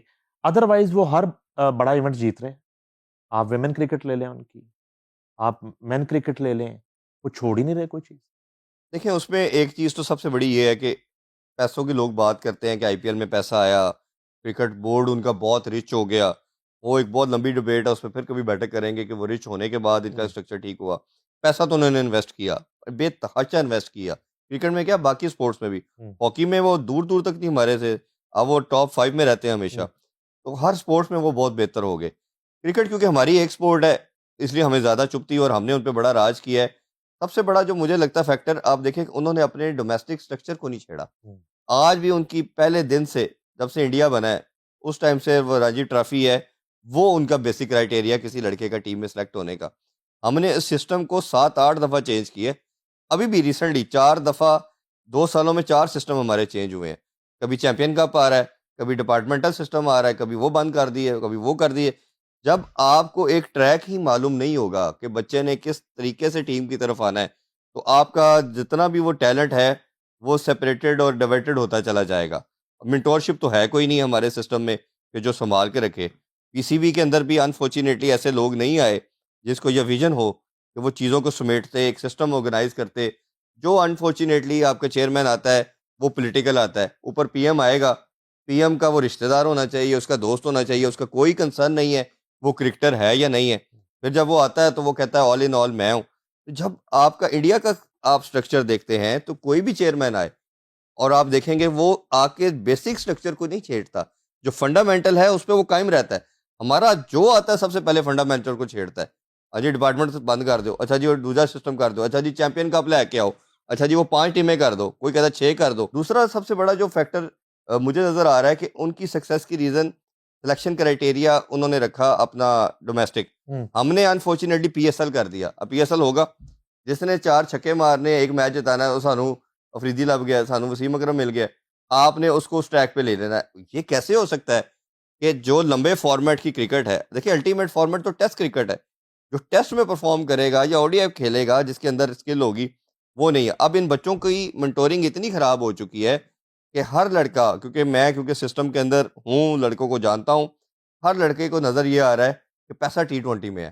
किसी तरह पीएसएल के अंदर आ जाएँ, पीएसएल में 2-4 परफॉर्मेंस आ गई, दुनिया की लीग आपको लेना शुरू कर देगी। तो सारी ज़िंदगी की रोटियाँ अब।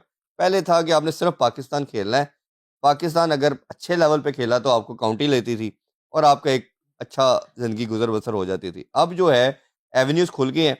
अभी इस पिछले मंथ के अंदर, इस मंथ के अंदर 5 लीग चल रही थी दुनिया के अंदर, और उसके अलावा बेतहाशा कुछ मेरा ख्याल है 20 के करीब तो लीग आ चुकी हैं। तो आपने थोड़ा बहुत भी अगर क्रिकेट अच्छी खेली है, पीएसएल एक बड़ा ब्रांड है, सेकंड लार्जेस्ट लीग है। जब आप बनते हैं तो आपको थोड़ी-सी परफॉर्मेंस आती है तो एकदम हाइलाइट हो जाती है, क्योंकि उसको ज़्यादा दिखाया जाता है, अब डिस्कशन में होती है। पाकिस्तान टीम में तो फ़ौरन आ ही रहे हैं, और ये आप ये देखेंगे, नोट करेंगे कि पहले दुनिया के अंदर प्लेयरों का ग्राफ अगर आप 90s 80s के प्लेयर देखते हैं या इवन 2015 तक, हर प्लेयर ग्रेजुअली अपनी परफॉर्मेंस ऊपर लेके जाता था। अब आप देखें बाबर आजम, शाहीन, हारिस, रिजवान, हारिस रऊफ, किसी का शादाब, सबका कैरियर का आगाज पीक से था। जब स्टार्ट हुआ तो लगा कि दुनिया में इन जैसा कोई प्लेयर नहीं है। आज जब हम बात कर रहे हैं तो एक प्लेयर ऐसा नहीं है जिसकी आप कहेंगे परफॉर्मेंस अप टू स्टैंडर्ड है। हर एक की डिप है। क्यों? कि आपने जो बेसिक छोड़ दी, आपने डोमेस्टिक खेलना छोड़ दी, जो कि दुनिया में अभी भी विराट कोहली खेल रहा है, रोहित शर्मा खेल रहा है, जिन्होंने 2 फॉर्मेट से रिटायरमेंट ले ली है। तीसरा जो एक सिस्टम है, मुझे मेरी अपनी ऑब्जर्वेशन है जिस पे कोई बात नहीं करता। अ, इंडिया का अगर आप देखेंगे ना 90 से लेके अब तक टोटल 7 कैप्टन चेंज हुए हैं, 7 या 8। मतलब आपको अज़रुद्दीन याद होगा, गंगुली आता है, तेंदुलकर आता है, गंगुली आता है, राहुल द्रविड़ आता है, और उसके बाद धोनी आता है, फिर आपका विराट कोहली और रोहित शर्मा 7 आए हैं। पाकिस्तान के 70 आए हैं, 70। 70 का मतलब ये है कि एक टाइम पे 2003 के वर्ल्ड कप में 9 कप्तान खेल रहे थे। यानी कि पाकिस्तान की टीम के अंदर राशिद लतीफ़, वसीम अकरम, वक़ास यूनुस, शुएब अख्तर, जो शाहिद अफरीदी, मतलब हर जो प्लेयर में टीम के अंदर, सईद अनवर, आमर सुहेल, जो भी प्लेयर है ना, वो कहीं न कहीं कप्तान रह चुका है। तो इस सिस्टम के अंदर वो फिर साडी इन्ना बड़ा मसला है ईगो का, वो तो कहता मैं तो आप कप्तान रहा, मैं तेरी गल क्यों मन्ना? आपने बिगाड़ तो खुद पैदा किया, और रीज़न उसकी कनेक्टिविटी जोड़ेंगे तो वो चेयरमैन पीसीबी है। कि जो चेयरमैन पीसीबी आता है उसको नॉलेज ही नहीं होता, क्योंकि उसका इस खेल से लेना देना कोई नहीं होता। वो एक बड़ी अच्छी बात है ना, पहले ये इन प्लेयरों के फैन होते हैं, हम्म जब वो चेयरमैन बन जाते हैं तो कहते हैं "साहब, हमारी ये प्रॉपर्टी है।" हम्म। और फिर वो जो उनका फेवरेट होता है उसको फिर जिस तरह नवाजना शुरू करते हैं, तो अलमिया है। इसी तरह जो इमरान खान को लाए थे वजारत उस्मा में, जी। वो लाने वालों ने बताया कि वो फैन थे इमरान खान के, हाँ जी। बतौर क्रिकेटर। तो ਉਹ ਜਿਹੜੀ फैन फॉलोइंग है बाज का मरवा देंदी बंदे ਨੂੰ। ये चेयरमैन की बात हुई है।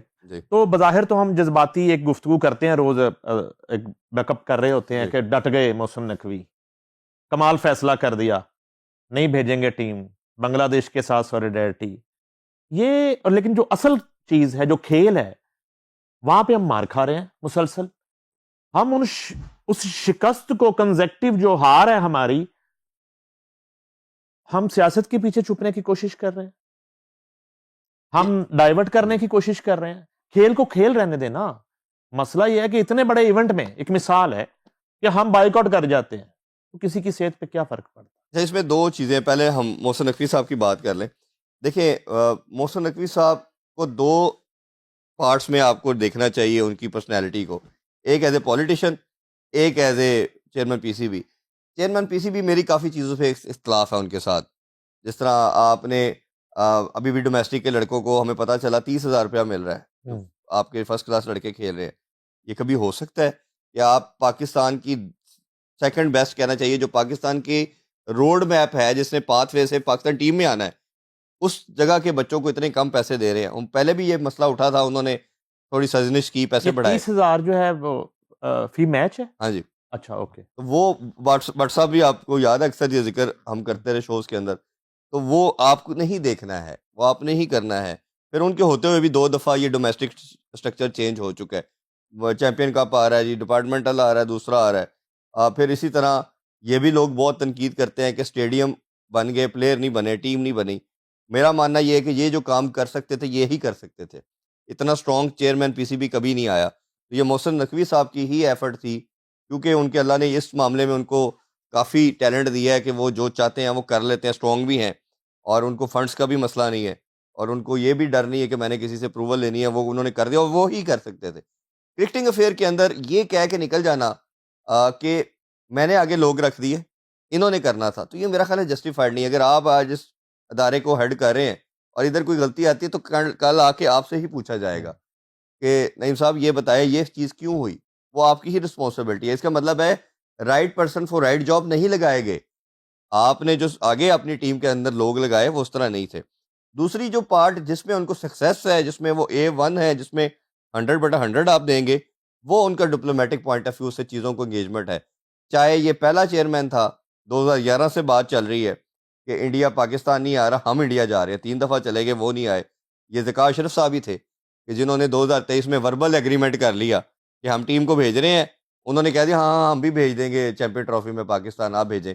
आपने भेज दी, उन्होंने भेजी नहीं, तो ये रिटर्न किसने करवाना था? तो ये मोहसिन नकवी के क्रेडिट पे है कि इन्होंने रिटर्न एग्रीमेंट करवाया, वो नहीं आए, हम भी नहीं गए। हम भी अब श्रीलंका खेलने जा रहे हैं। हमारी वुमेन भी श्रीलंका जाके खेली, इंडिया जाके नहीं खेली। फिर इसी तरह इंडिया ने पूरा जोर लगाया, एशिया कप ना हो। मोहसिन नकवी ही थे जिन्होंने जाके वो तमाम बोर्ड्स के साथ बात की, मीटिंग करवाई बांग्लादेश में, एशिया कप कंडक्ट करवाया। भारत ने शेक हैंड नहीं किया, दूसरे प्रॉब्लम की, ट्रॉफी नहीं ली, उन्हें कहा मैं देनी भी नहीं। कोई और कमजोर चेयरमैन होता, वो सरेंडर कर देता, वो कोई अल्टरनेट देखे बंदा तो दिलवा देता या कहता कुछ, उन्हें कहा नहीं लेना, मैंने देनी भी नहीं। इवन मैच एक आपको याद होगा 2 घंटे लेट हो गया इसी चक्कर में कि मैच रेफरी ने जब रोका शेक हैंड से, इन्होंने स्टांस लिया, इधर से उन्होंने एंगेजमेंट बनाई। जब अब उन्होंने नजम सेठी और मीर राजा को बुलाया और उन्होंने कहा कि टीम स्टेडियम नहीं जाएगी। तो ये कुछ चीज़ें इस साइड की जो देखा जाए, जिसमें मैनेजमेंट वाइज जो है, उसमें तो वो A1 है। बट जो ये वाली साइड है क्रिकेटिंग, उसमें मुझे लगता है कि कुछ चीज़ें अभी और इम्प्रूव होने की ज़रूरत है।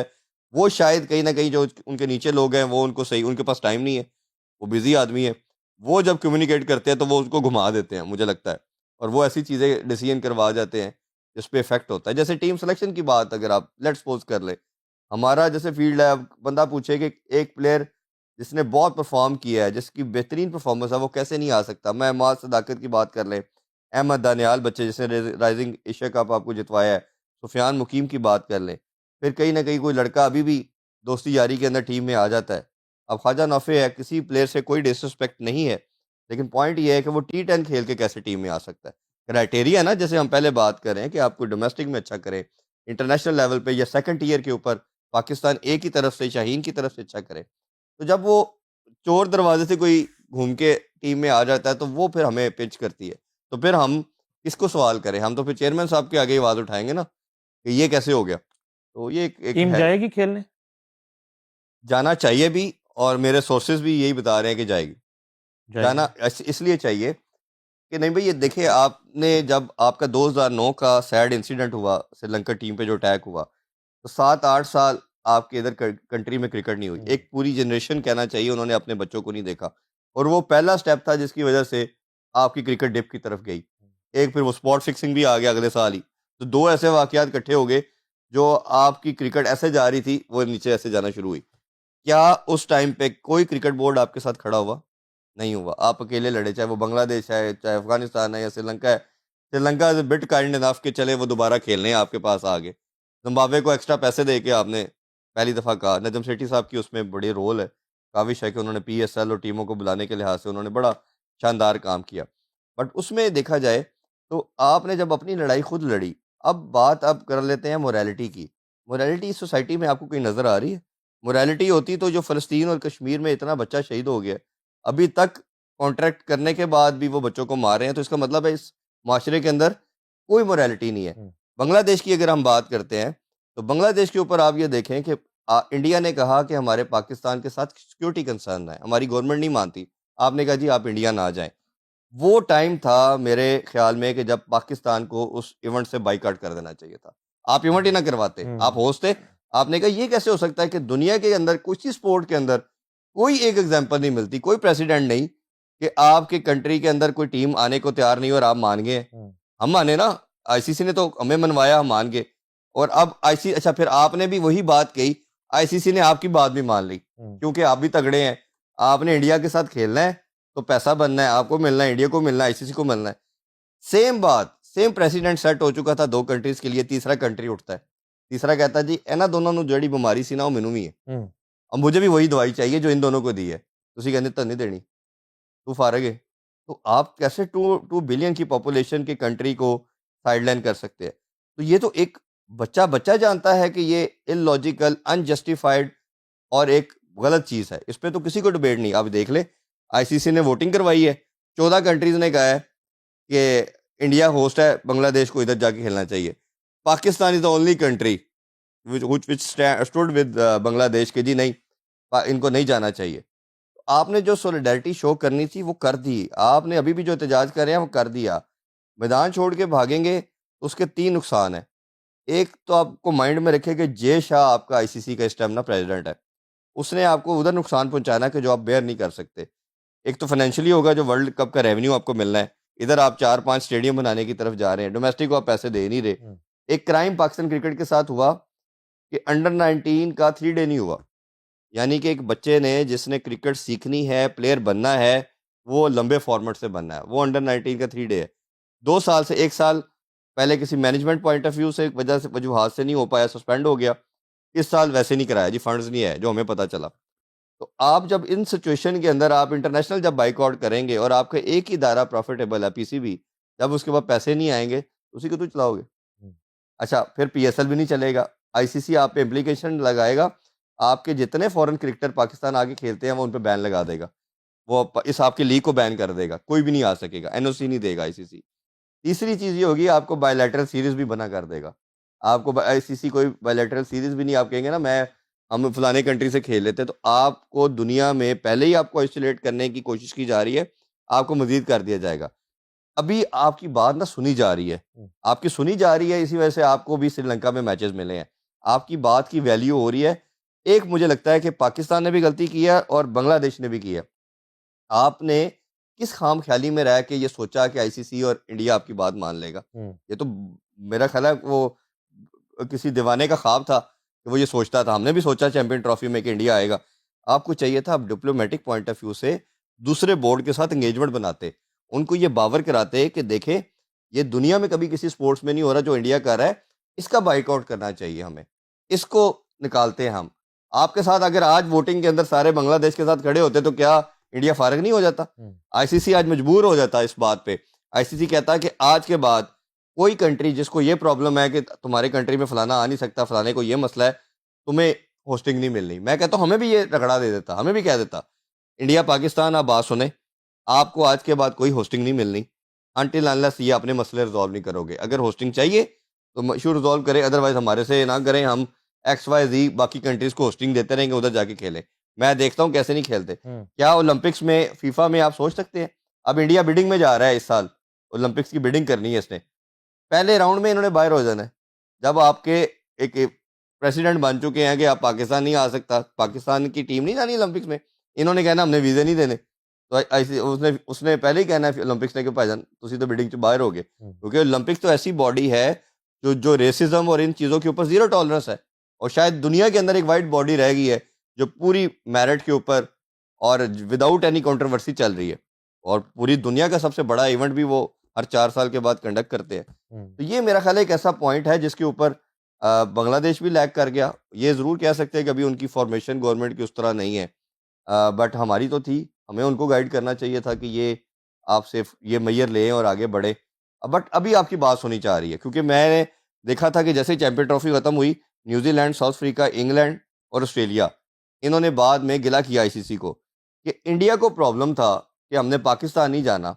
इंडिया एक ही होटल में उनके टीम के प्लेयर रहे, एक ही वेन्यू दुबई क्रिकेट स्टेडियम में वो मैचेस खेलते रहे। प्रॉब्लम जिसको था वो सुकून में है, हमें प्रॉब्लम नहीं है, हम एक मैच खेलने इंडिया उधर से जा रहे हैं दुबई में और एक मैच खेलने पाकिस्तान आ रहे हैं, तो हमें किस चीज़ का स्यापा डाला है? तो ये तो अब हर बंदे को समझ आ रही है। तो कई दफ़ा होता है कि राइट बात को भी रियलाइज कराने के लिए बार बार हैमर करना पड़ता है, आपको बताना पड़ता है कि ये बात ठीक है, तो आपके साथ दुनिया खड़ी होती है और हो रही है अब।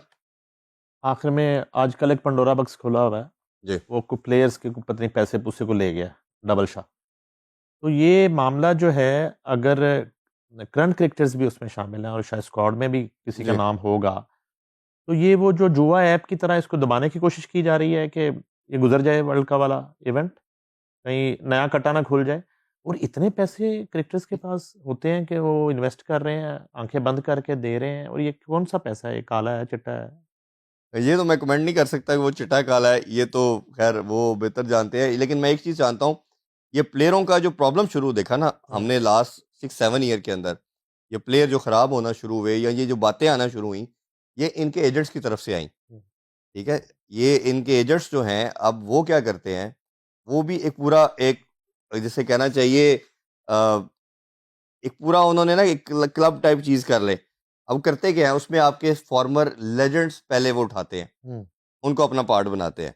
उनको कहते हैं जो टीम के बेस्ट प्लेयर हैं इनको हमारे पास लेके आए। वो उनको अपना गुरु, बाप जो भी मानते हैं, वो उनको लेके आते हैं। इस तरह आप और स्ट्रॉन्ग हो जाते हैं। फिर क्या होता है, आप उन्हें कहते हैं कि अंडर 19 या यंगस्टर में से देखें कौन-कौन से प्लेयर कल को सुपरस्टार बनने जा रहे हैं। जिसको क्रिकेट की थोड़ी समझ है उसको पता चल जाएगा ये लड़का भी बहुत शानदार बॉलर है, ये कल को सुपरस्टार है। इसको भी अपने साथ वो बच्चा होता है, उसे कहते हैं जी तुम्हें ऐड भी हम दिलवाएँगे, हुँ, तुम्हें बाहर लीगों के भी कॉन्ट्रैक्ट हम नहीं दिलवाने हैं। यानी कि वो पूरा अपने शेल में ले लेता है, एजेंट जो होता है ना, उसकी कंपनी कह लें सो कॉल्ड एजेंट वो ले लेता है। अब वो जो एजेंट है, वो आपको गिफ्ट की मद में पैसे दिलवाए, ठीक है? जो सबसे आसान है, हुँ, जिसका कोई हिसाब नहीं हो सकता क्योंकि वो तो कहते हैं जी गिफ्ट आया है। चाहे वो आपको ये स्पॉन्सर की मद में डलवाए क्योंकि वो भी एजेंट के थ्रू पैसे आने हैं या आपको किसी भी मद में आए।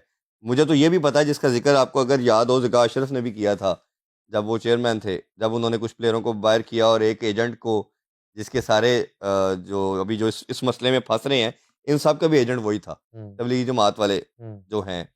तो उसमें उन्होंने कहा कि वो टीम के अंदर जो प्लेयर आ रहे हैं, सारे उसकी मर्ज़ी के सिलेक्ट हो रहे हैं।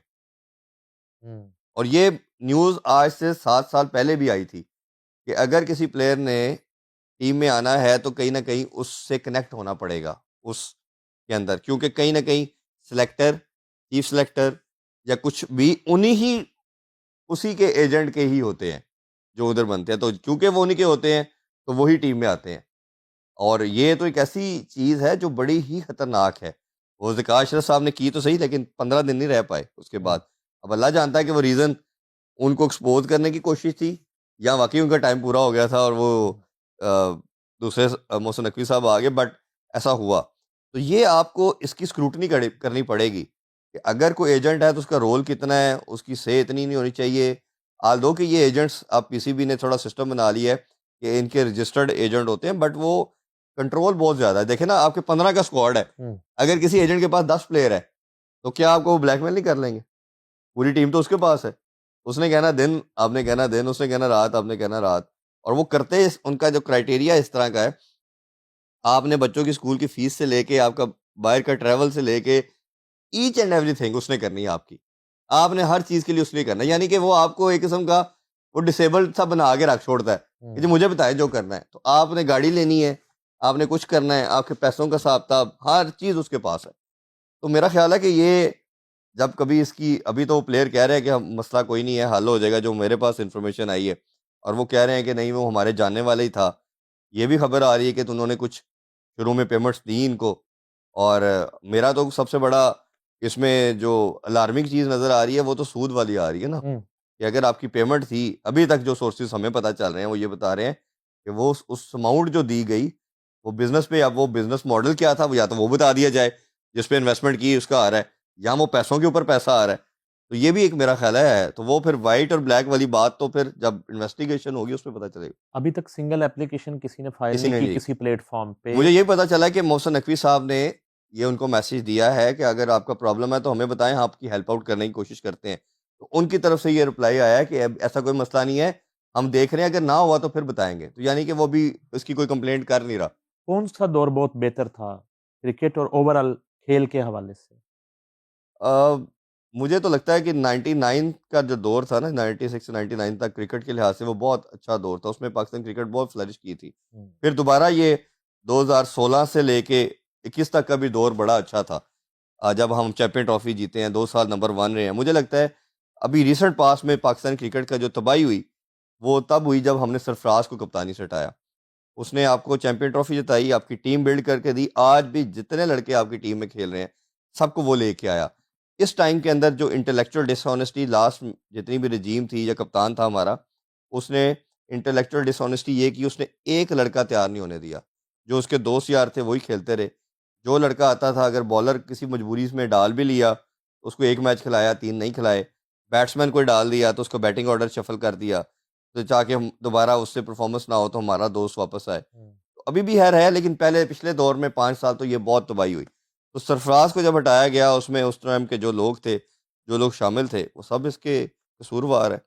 और हम देख रहे हैं कि उसके बाद आपकी टीम जो दोबारा से इंडिया को टक्कर देने की जब बात करते हैं या मुकाबले की बात करते हैं, नंबर 1 की बात करते हैं, एक ट्रैक पे आ गई थी बड़े टाइम के बाद, 10-15 साल के बाद। तो वो 3-4 साल हम उस ट्रैक पे चढ़े हैं, फिर आपने ऐसा डिप किया, किसी एक की मोहब्बत के अंदर आप ऐसा बहे कि आपने उसकी मोहब्बत में सब कुछ ही गँवा दिया। बच्चों में भी कोई अदाकार, एंकर, मॉडल इरफान ज़हीर है? नहीं, नहीं, उनमें ऐसा कोई नहीं? कोई नहीं है, ऐसा कुछ भी नहीं। वो सिर्फ सिर्फ स्टडी की हद तक बस दैट्स इट। सिर्फ स्टडी किया था। हाँ जी, उन्होंने बिल्कुल। समझ आ गई। बहुत शुक्रिया। बहुत शुक्रिया आपका जी, थैंक बहुत यू सो मच शुक्रिया हैविंग चोई मी। साहब। नाज़रीन, आपने देखा बड़े इंकशाफात, और अच्छी खबर ये आई है कि पाकिस्तान टीम जो है वो वर्ल्ड कप खेलेगी, ये खबर है इरफान ज़हीर साहब की। और इनकी मोस्टली खबरें जो हैं वो बिल्कुल ऑथेंटिक होती हैं, सच साबित होती हैं। और इसके साथ-साथ उन्होंने क्रिकेट और हॉकी और पाकिस्तान में खेल की तबाही के हवाले से भी सेर हासिल गुफ्तगू की। चौधरी इरफान ज़हीर और नईम हनीफ को दीजिए इजाज़त। अल्लाह हाफ़िज़।